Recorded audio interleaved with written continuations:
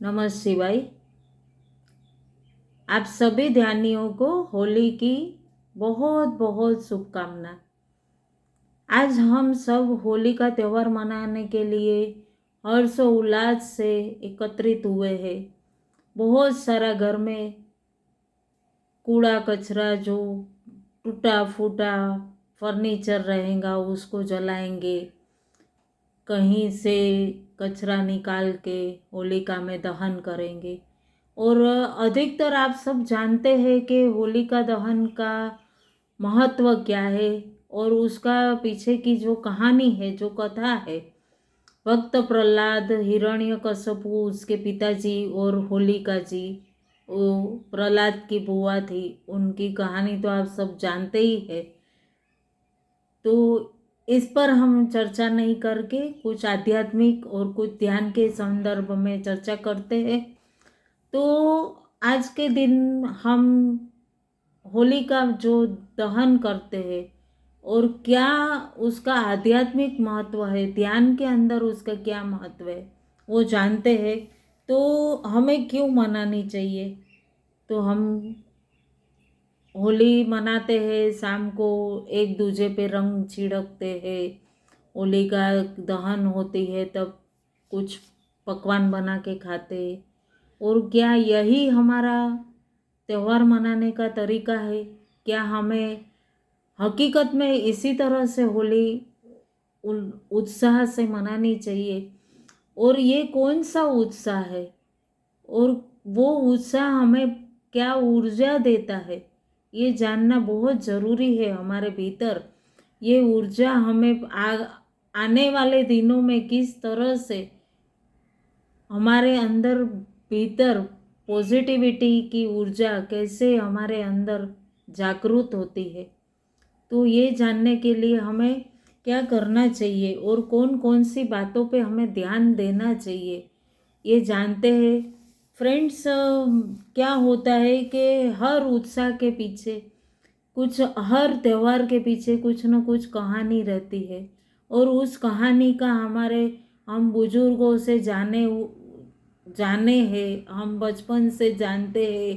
कथा कहानी हमारी दादी नानी माँ पिताजी, हमारे घर के बुजुर्गों से हमें ये कथा सुनी हुई है।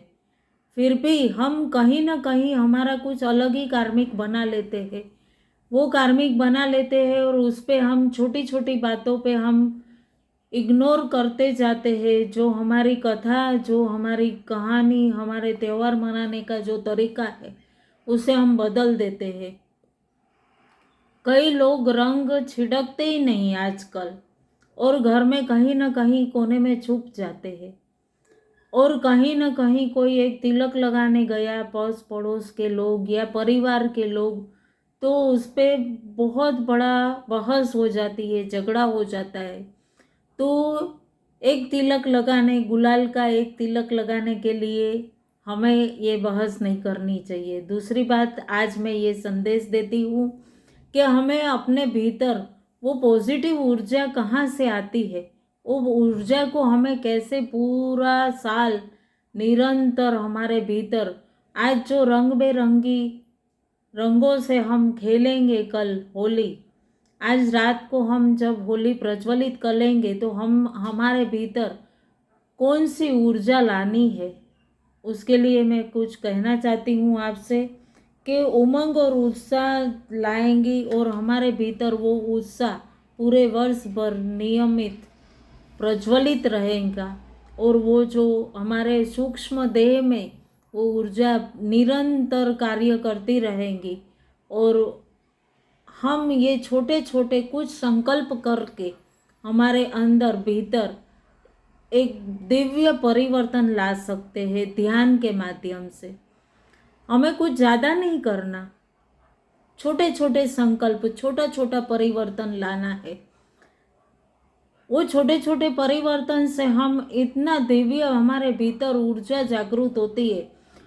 तो वो ऊर्जा जागृत होते ही हमारे भीतर असाध्य जो रोग होते हैं, जब हम जन्म लेते हैं तब हमारे भीतर कोई भी प्रकार के रोग नहीं रहते। एकदम स्वस्थ आत्मा हमारा ये स्थूल देह धारण करती है। फिर हमें ये रोग ये सब कहाँ से आता है? कौन सी ऊर्जा है जो हम हमारे भीतर कहीं ना कहीं जागरूक करते हैं?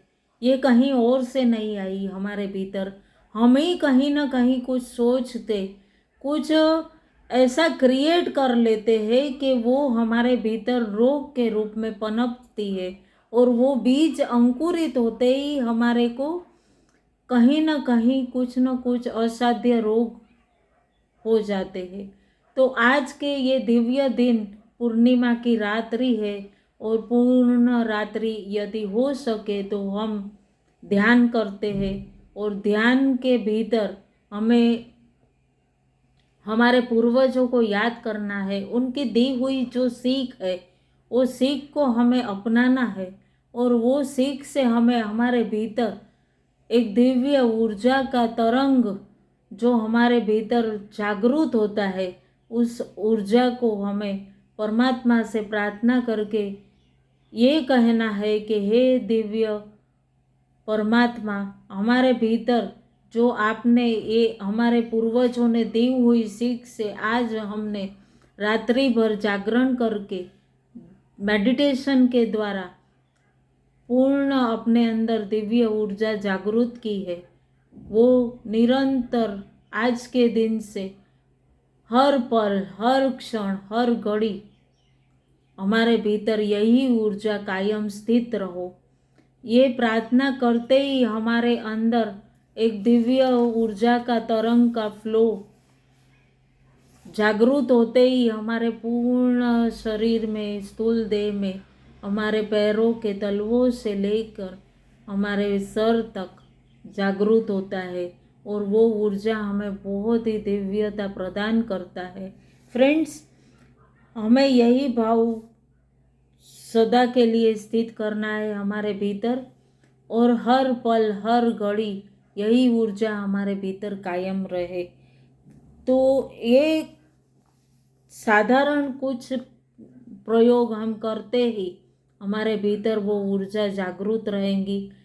आप रात्रि में मेडिटेशन नहीं कर सकते तो आप पूर्ण रात्रि जागरण नहीं कर सकते, तो आप एक ही घंटे का रात्रि सोने से पहले 10 से 11, 11 से 12, एक घंटे तक पूर्ण हाथ पैर मुंह धो के स्वस्थ साफ सुथरा आसन बिछाकर अपने भीतर वो दिव्य ऊर्जा को जागृत करें। श्वास के ध्यान को, आनापानासती जो ध्यान हमने विज्ञान भैरव की दूसरी धारणा में बताया है, एक श्वास को आना दूसरे को जाना, उस पर आप ध्यान करें, और वो ध्यान करते ही आपके भीतर जो दिव्य ऊर्जा का प्रवाह जागृत होता है, वो होते ही आप में वो दिव्यता जागृत होगी, और इसके चलते आप साधारण जीवन जीने लगते हैं, और उससे आपके भीतर वो उत्साह, वो उमंग, वो त्यौहार मनाने की खुशी वो जागृत होगी। ये त्यौहार एक दिन का नहीं है, हमारे भीतर पूर्ण अगले होली तक यही उत्साह, यही हर रंग जो हम कल रंग खेलेंगे, वही जीवन में हमारे रंग पूर्ण रूप से बिखरते रहे, वही रंग हमारे भीतर पूर्ण रूप से बिखरते रहे। यही ऊर्जा हमें प्रतिदिन, प्रतिवर्ष, हर पल, हर क्षण हमारे भीतर जागृत रहे, यही भाव। यदि हम हमारे भीतर उत्साह, उमंग, यह उसकी जगह कहीं न कहीं उत्साह, अनुत्साह, निराशा, डर, भय, शोक, यह जो है उसे हमें रिलीज करना है, और उत्साह की हर पल, हर घड़ी हमारे भीतर जागरूकता रहे, यही भाव के साथ हम सभी को ध्यान करना है, और हमें हर पल, हर क्षण सजग रहना है, ताकि हमारे भीतर जो चिड़चिड़ापन है, जो डर भय है, वो नहीं रहेगा और हम दिव्य से दिव्य परिवर्तित होंगे। इसी के साथ आप सभी ध्यानियों को होली पर्व की बहुत सारी ढेरों शुभकामनाएं। खूब उत्साह से होली का रंग मनाइए, होली के रंग में रंग जाइए और सभी बहुत दिव्य आत्मा है आप सभी को ढेरों शुभकामना के साथ। नमः शिवाय। मेरा चैनल आप लाइक शेयर और सब्सक्राइब जरूर करिए। नमः शिवाय।